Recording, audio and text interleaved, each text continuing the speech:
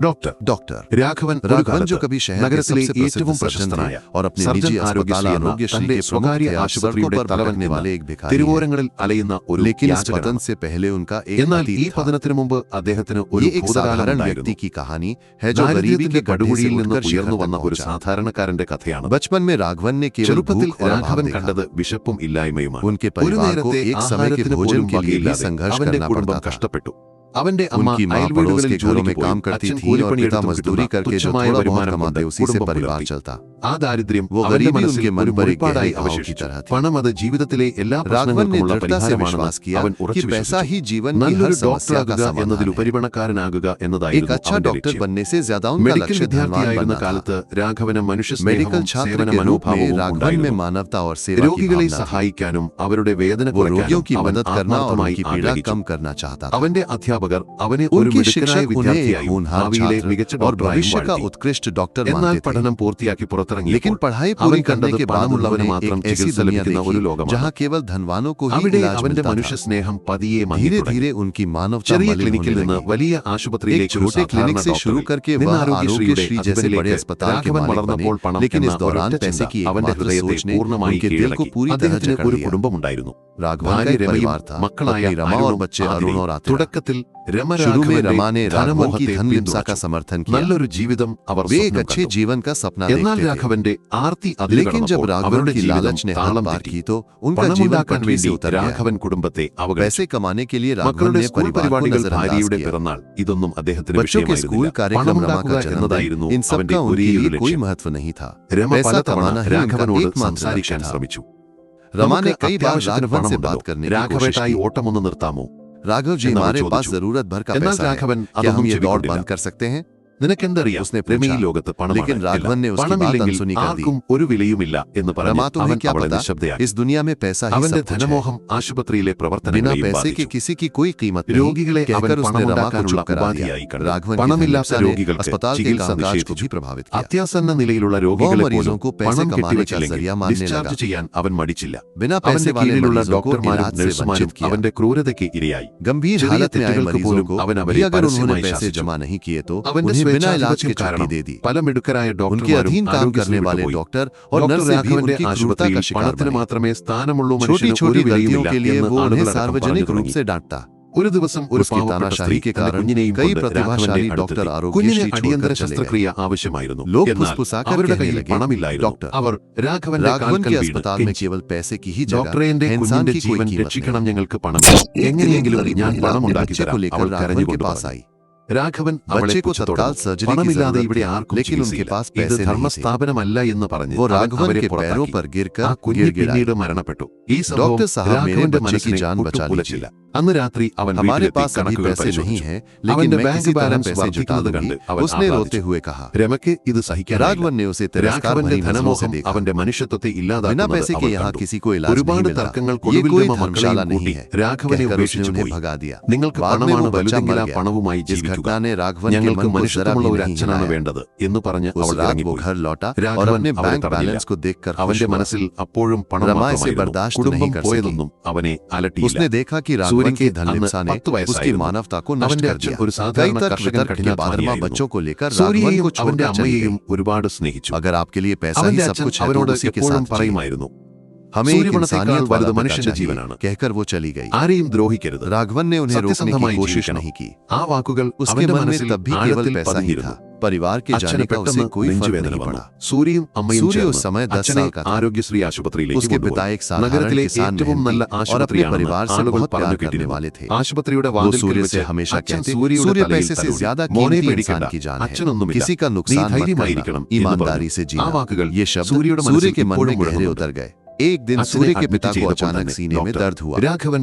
सूर्य और उसकी मां उन्हें आरोग्यश्री अस्पताल ले गए, क्योंकि लोग इसे शहर का सबसे अच्छा अस्पताल बताते थे।